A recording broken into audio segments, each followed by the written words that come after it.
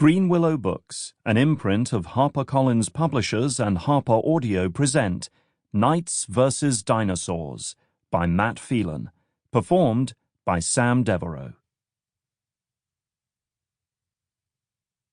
Dedication. For Jasper. Chapter 1. A Slight Exaggeration. When Sir Eric thought the whole thing over, he supposed that he shouldn't have said he'd slain 40 dragons. 4 might have been more realistic.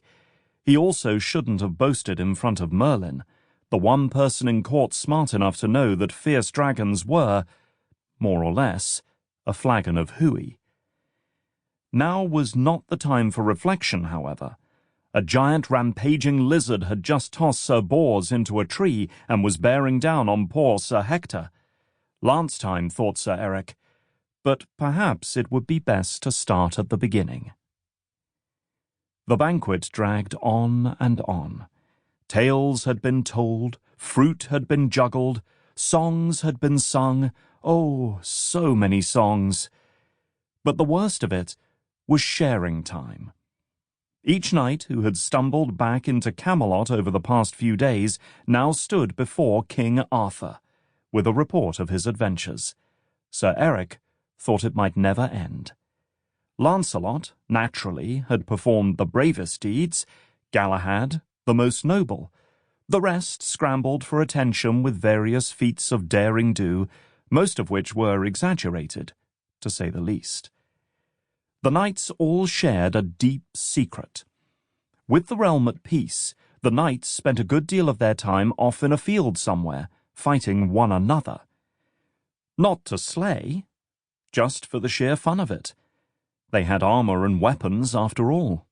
It was a shame not to use them. Dragons, giants, trolls, and mythical beasts were in short supply. All knights believed in them without question, of course. But the pesky creatures couldn't exactly be counted on to make an appearance. Ever. So the knights embellished, one tale after another of battles with beasties, run-ins with rogue trolls, or fisticuffs with fierce giants. Eric sighed.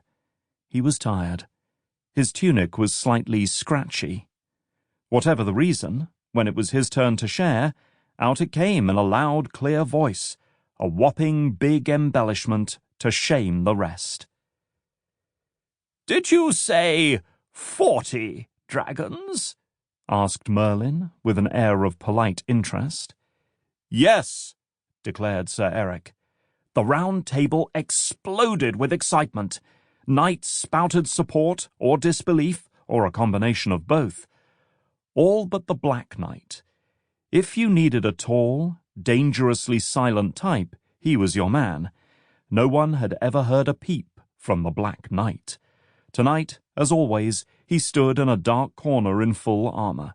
He stayed rigid, staring at Eric through his visor and helm. Queen Guinevere spoke, instantly silencing the hall.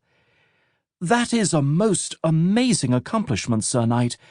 Have you no trophy for your king?" she asked. "Oh dear," thought Eric. He began. "You see, milady, it was quite dark in the cave, and—" "The cave?" Merlin interrupted. "Where is this cave?" "Far. Pretty far away, actually." "Oh," said Merlin, folding his napkin. "It is not the cave I am thinking of. Surely you would have not been so fortunate in that particular cave?" It was subtle, but the famous Merlin bait hung in the air. Merlin nibbled a carrot, waiting. "Of what cave do you speak?" demanded Eric. He had no choice, really. This was all part of the act. If a dangerous adventure was dangled in front of you, a knight must respond. Merlin cleared his throat. "Oh, you don't want to know. For in this cave lives the most fearsome creature of all, the terrible lizard." "Lizard, eh?" said Eric. "I shall go and slay this terrible lizard." Sample complete. Ready to continue?